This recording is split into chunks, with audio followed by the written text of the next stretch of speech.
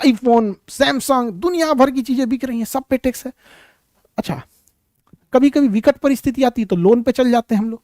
1991 में हमारी स्थिति बहुत खराब हुई थी, अभी पाकिस्तान की स्थिति एकदम खराब हुई, उसको लोन चुकाना है। समझ में आ रहा है कि नहीं आ रहा? इतनी सुदेश है ससुरा तुम्हें। जितनी आबादी पाकिस्तान की उतनी आबादी उत्तर प्रदेश की। समझ में आ रहा है? लगभग सेम है। उत्तर प्रदेश में उतनी।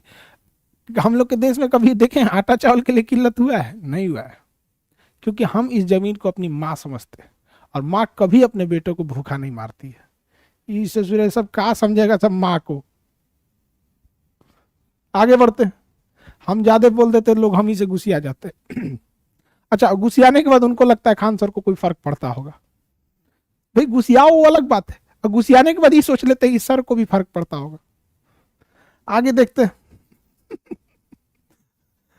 आगे आगे देखते 111, 110, 109, 10 समझ में आ गया आप लोग को कि पैसा से रिलेटेड विधेयक, धन विधेयक। अच्छा, ये पैसा कहाँ खर्च करना है? रेलवे स्टेशन बनाना है, यूनिवर्सिटी बनाना है, इसरो का स्टेशन बनाना है, तेजस जहाज बनाना है, नौसेना के लिए एक और एयरक्राफ्ट कैरियर खरीदना है, महिलाओं के लिए एक यूनिवर्सिटी खोल देनी है, कहीं और बैंकिंग बनाना है। तो ये खर्चा कहाँ कहाँ करना है, वित्त विधेयक में पढ़ेंगे।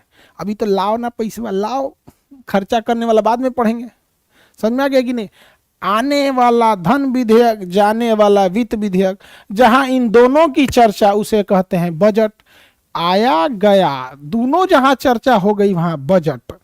आया तो धन विधेयक, गया तो वित्त विधेयक, और जहां दोनों का लेखा जोखा हिसाब किताब उसे कहेंगे बजट। बजट भी पढ़ना है आप लोग को। क्या पढ़ना है? बजट पढ़ना है। ठीक है, अब देखते हैं आर्टिकल 111। आर्टिकल 1 विधेयक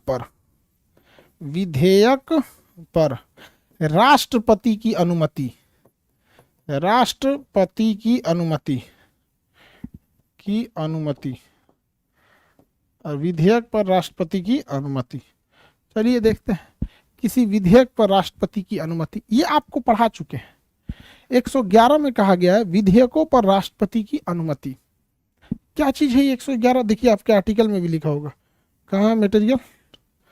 ओ माय गॉड, 111 विधेयकों पर राष्ट्रपति की अनुमति। हम यहाँ समझा देते हैं उसमें क्या लिखा है, जो समझाते हैं। देखिए कोई विधेयक कैसे बनता है बाबू? सबसे पहले उसको क्या किया जाता है? ड्राफ्ट किया जाता है। क्या किया जाता है? ड्राफ्ट किया जाता है। ड्राफ्ट कौन करता है? विभाग के अधिकारी लोग करते हैं, विभाग।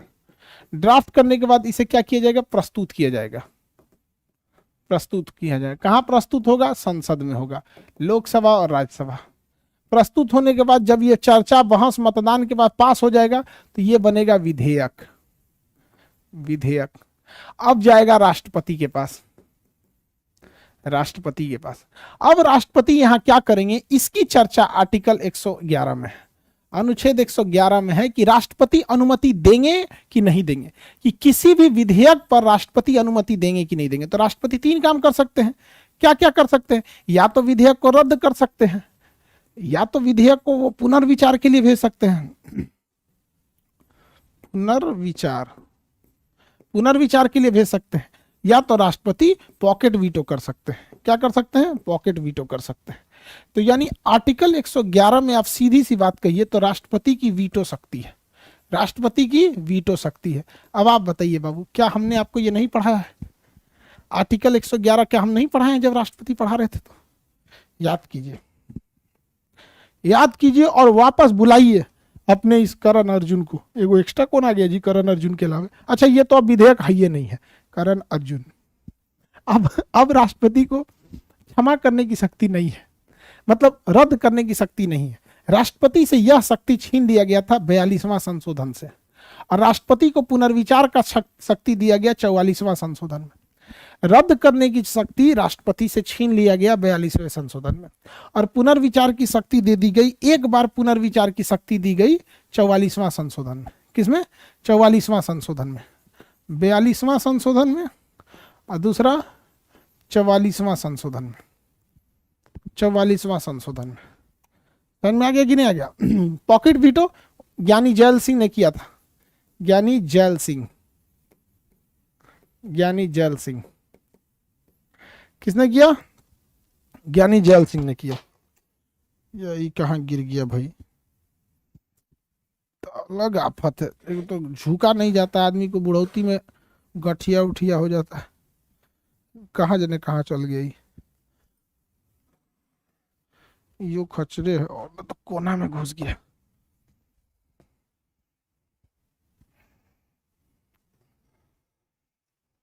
चलिए, तो राष्ट्रपति की वीटो शक्ति कितने टाइप की है? 3 टाइप की है। एक है एब्सोलूट वीटो। एब्सोलूट वीटो, इसमें तो विधेयक को रद्द कर देते हैं। विधेयक यहां से पास हुआ, यहां से पास हुआ, आया तो यहां रद्द कर दिया। अभी राष्ट्रपति से ये पावर खत्म कर दिया गया। राष्ट्रपति के एब्सोलूट वीटो पे संसद ने एब्सोलूट लगा दिया कि भाई बार बार तुरा। दूसरा वाला क्या होता है? पुनर्विचार के लिए वीटो, एब्सोलूट वीटो, अत्यंतकारी वीटो।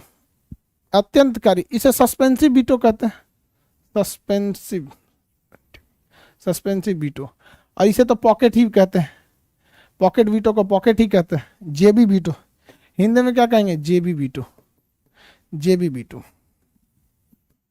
क्या, कौन सा? Pocket veto. तो राष्ट्रपति का आर्टिकल 111 हम आपको पढ़ा दिए। राष्ट्रपति के बारे में आर्टिकल 111 हम आपको पढ़ा दिए, पहले ही पढ़ा दिए। एब्सोल्यूट वीटो में क्या होता है? विधेयक को रद्द कर देते हैं। इसे अत्यंतकारी वीटो कहते हैं, हिंदी में अत्यंतकारी वीटो। इसे कहते हैं निलंबकारी, निलंबकारी वीटो। इसे कहते हैं जेबी वीटो। जेबी वीटो, जेबी वीटो में चीजें क्या होती हैं? पेंडिंग में चली जाती हैं। किस में चली जाएगी? पेंडिंग में चली जाएगी। देखिए, अत्यंतकारी वीटो को एब्सोल्यूट वीटो कहते हैं। इसमें राष्ट्रपति विधेयक को रद्द कर सकते हैं, यह शक्ति 42वें संशोधन से छीन ली गई। निलंबकारी वीटो को अंग्रेजी में सस्पेंसिव वीटो कहते हैं। इसमें एक बार पुनर्विचार के लिए राष्ट्रपति संसद को भेज सकते हैं, लेकिन दोबारा आएगा तो साइन करना पड़ेगा। एक बार राष्ट्रपति को पुनर्विचार की शक्ति 44वां संशोधन द्वारा दिया गया था। जेबी वीटो को पॉकेट वीटो कहते हैं। इसमें राष्ट्रपति पेंडिंग में डाल देते हैं, जैसे ज्ञानी जैल सिंह ने डाक संशोधन विधेयक को डाल दिया था। कौन से विधेयक को? डाक संशोधन विधेयक को डाल दिया था। याद हो गया आप लोग को? तो आर्टिकल 111 तो पढ़ा ही दिया, तो कुछ बचा ही नहीं। ये तो पहले ही पढ़ा दिए थे। एक हम आपको स्पेशल केस पढ़ाए थे, याद कीजिए, कि जब कभी भी यूएसए में पुनर्विचार करना होता है, यूएसए में, तो वहां पुनर्विचार के लिए एक अलग विधेयक होता है। जैसे मान के चलिए इन्होंने 51% से पास करके भेजा, यानी आधे बहुमत से पास करके भेज दिया। संसद ने आधे बहुमत से पास करके भेज दिया और राष्ट्रपति पुनर्विचार के लिए लौटा दिया। तो भारत में क्या होता है कि अगर राष्ट्रपति पुनर्विचार के लिए लौटाता है निलंबकारी वीटो के तहत, तो दोबारा भी वो आधे बहुमत से ही पास होके आता है। मतलब आधे से ज्यादा लोगों ने कहा कि नहीं हम चेक कर लिए, ठीक है, इसमें पुनर्विचार की जरूरत नहीं है, खामा में राष्ट्रपति टांग लड़ा रहे हैं, तो ये ठीक है, एकदम जैसा तैसा वैसा है, एकदम सही है। समझ में आ गया कि नहीं? अगर ऐसा बात है तो ये भारत में है। लेकिन अमेरिका में अगर राष्ट्रपति एक बार किसी को पुनर्विचार के लिए लौटा दिए, तो दोबारा उस विधेयक को 2/3 से पास करना पड़ता है। इसे हम लोग क्वालिफाइड वीटो कहते हैं। क्वालिफाइड वीटो ये यूएसए के संविधान में, हमारे संविधान में नहीं है। मेंस में काम आएगा आपको, तुलनात्मक जब पढ़ना होता है तब। समझ में आ गया कि नहीं आ गया? तुलनात्मक रूप से पढ़ना होता है तब काम आएगा, ठीक है? तुलनात्मक रूप से जब पढ़ना रहेगा तब काम आएगा। आगे बढ़ जाए तो क्वालिफाइड वीटो क्या होता है कि जब अमेरिका के राष्ट्रपति किसी विधेयक को पुनर्विचार के लिए लौटाते हैं, तो वह विधेयक जो साधारण बहुमत यानी 1/3 से 1/2 से पास होकर आया था, यानी 50% से, अब अगर पुनर्विचार के बाद आएगा तो उसे 2/3 अर्थात 66% वोट से पास करना होगा। यानी सस्पेंसिव वीटो संविधान, अमेरिका के संविधान का ज़्यादा टफ है, हमारे संविधान का सस्पेंसिव वीटो ज़्यादा खतरनाक नहीं है। हमारे संविधान वाला उतना ज़्यादा खतरनाक नहीं है। तो आर्टिकल 111 समझ में आ गया आप लोग को। 109, 10, 11, 108 तो कल ही बताइए। तो धन विधेयक पे लेके चल आएंगे संयुक्त अधिवेशन, 6 महीना रोकना ही नहीं देगा, 15वें दिन पास करा देगा। जा, धन विधेयक पे संयुक्त अधिवेशन नहीं आ सकता है, संविधान संशोधन पे संयुक्त अधिवेशन नहीं आ सकता है, महाभियोग पे संयुक्त अधिवेशन नहीं आता, चाहे किसी पे महाभियोग रहे, राष्ट्रपति, उपराष्ट्रपति, या फिर जजों पर हो जाए, सीएजी पर हो जाए, निर्वाचन आयोग पर हो जाए, तो जितने भी लोग हैं जिन पे भी महाभियोग जैसी प्रक्रिया की व्यवस्था है, उन पर आप नहीं ले आ सकते हैं। मतलब संयुक्त अधिवेशन। धन विधेयक का विशेष प्रावधान 109 में और धन विधेयक की परिभाषा 110 में, विधेयकों को अनुमति देना अर्थात वीटो शक्ति 111 में, वीटो शक्ति 111 में। अब अनुच्छेद 112 बजट। देखिए संविधान में बजट शब्द की चर्चा नहीं है बल्कि वार्षिक वित्तीय विवरण शब्द की चल रहा है। एनुअल फाइनेंशियल रिपोर्ट है, वार्षिक वित्तीय विवरण, वार्षिक वित्तीय विवरण, वार्षिक वित्तीय विवरण शब्द की चर्चा है। संविधान में किसकी चर्चा? वार्षिक वित्तीय विवरण शब्द की चर्चा, वार्षिक वित्तीय विवरण शब्द की चर्चा है। संविधान में वार्षिक वित्तीय विवरण शब्द की चर्चा है, संविधान में वार्षिक वित्तीय विवरण शब्द की चर्चा है, जबकि हम लोग आम बातचीत के भाषा में बजट शब्द का प्रयोग करते हैं। बजट क्या होता है कि सरकार इसमें अपना आय का स्रोत बताती है कि हमको इस साल कितना पैसा आने की उम्मीद है और इस साल कितना खर्चा होने की उम्मीद है, यानी इनकम एंड एक्सपेंस जो बताया जाता है उसी को हम लोग कहते हैं बजट को, इनकम एंड एक्सपेंस बजट को। ये सरकार को पहले से पता होता है, इवन आपको भी पता है। मार्च का महीना आ गया, आज 2 तारीख हो गई मार्च में, अगर आपको अपने घर से पैसा मंगाना है तो आपको पता है कि साल इस महीने हम घर से कितना पैसा मांगेंगे और रियल में मिलेगा कितना। मान के चलिए आपका किसी का इस मार्च में आपके किसी परिचित का जन्मदिन है और आप लोग भली भांति समझते हैं आप किसका जन्मदिन मनाते हैं। लड़का का जन्मदिन कौन सी होगा? थाली पीट देगा, हैप्पी बर्थडे, थाली उली पीट के। लड़की जब का बर्थडे रहेगा तो लड़का सब बड़का सियार गिफ्ट देगा सर। ओ माय गॉड कितना अच्छा सियार है, मने मन सोचे एक से तो अच्छा पहिलका वाला दिया था। ठीक है तुम्हारी तरह है सियारी भी। चलिए अब आगे समझिए ध्यान से। तो आपको भी अपना आय पता होता है कि मांगेंगे किसका और एक्चुअल आएगा कितना, और एग्जैक्ट आपको खर्चा भी पता होता है कि इस महीने आपका कितना खर्चा होने वाला है। तो आय और व्यय, आय तथा व्यय, आय तथा व्यय दोनों का जो विवरण होता है, आय तथा व्यय दोनों का जो विवरण होता है, आय तथा व्यय दोनों का जो विवरण होता है उसी को हम क्या कहते हैं? बजट कहते हैं। आय तथा व्यय दोनों के विवरण को हम क्या कहते हैं? बजट कहते हैं।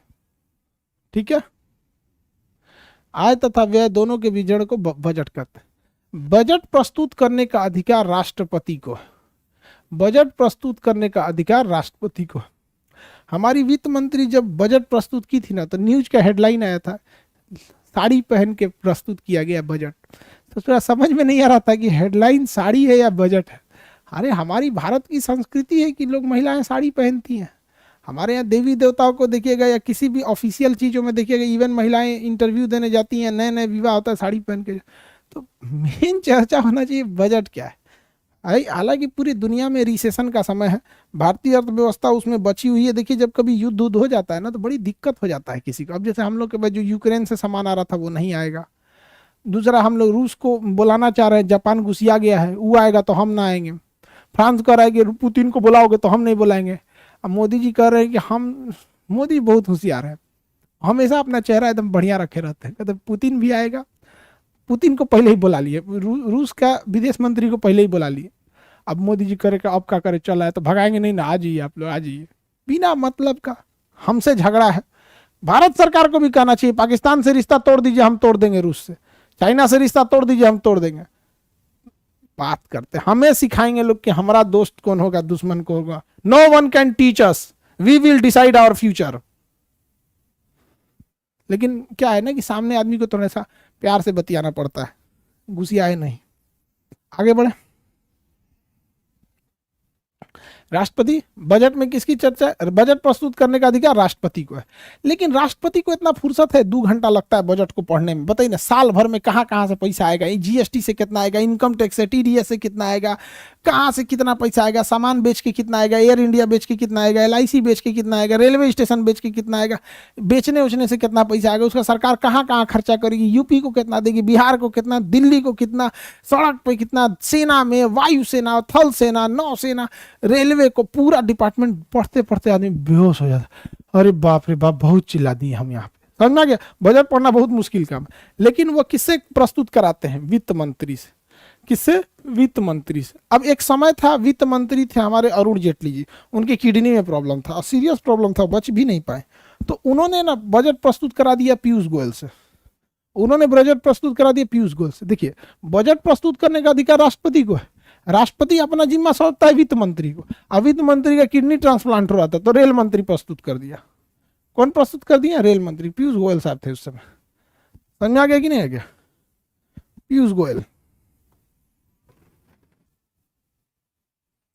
आगे बढ़िए। तो भारत में बजट शब्द की चर्चा किस में है? आर्टिकल 112 में। बजट के स्थान पर एनुअल फाइनेंशियल रिपोर्ट, वार्षिक वित्तीय विवरण शब्द की चर्चा है। बजट एक ऐसा लेखा जोखा होता है जिसमें हम साल भर में संभावित कितने पैसे आ सकते हैं और साल भर में संभावित कितने पैसे जा सकते हैं, ये हम लोग को सरकार एक साल के कितने आय और व्यय होंगे इसका एक रूपरेखा लेखा जोखा सरकार के सामने रखती है। बजट प्रस्तुत करने का अधिकार राष्ट्रपति को है, किंतु यह अमूमन वित्त मंत्री से कराते हैं, लेकिन वो किसी से करा सकते हैं।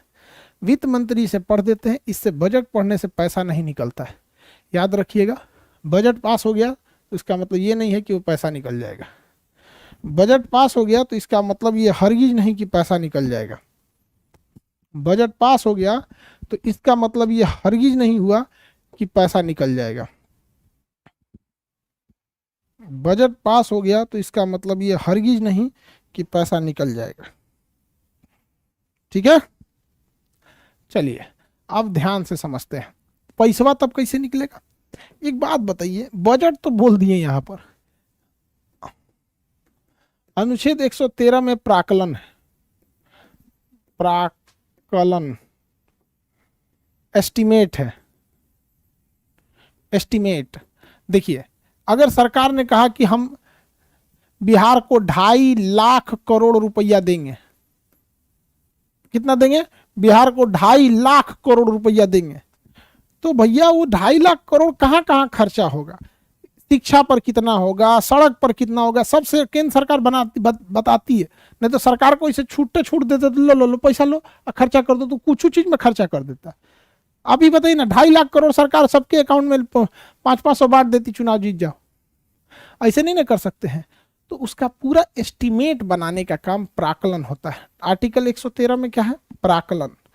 112 में बजट, 112 में बजट, 113 में प्राकलन, 112 में बजट, 113 में प्राकलन। प्राकलन को आप शॉर्टकट में समझिए आकलन। जैसे आप पापा से बजट मांगिएगा, पापा हमको इस महीने 6,000 रुपये चाहिए, तो पापा कहेंगे अच्छा तुमको 6,000 रुपये चाहिए, ठीक है, क्या होगा? तो बहुत महंगाई बढ़ गई है, फीस देना है, रूम रेंट देना है, गैस महंगा हो गया, तेल महंगा हो गया, इस सब में। तो कहेंगे अच्छा ठीक है, एक काम करो तो लिस्ट भेजो तो कितना कितना खर्चा किए हो पिछले महीने। तो आपको एगो लिस्ट बनाना पड़ेगा पूरा।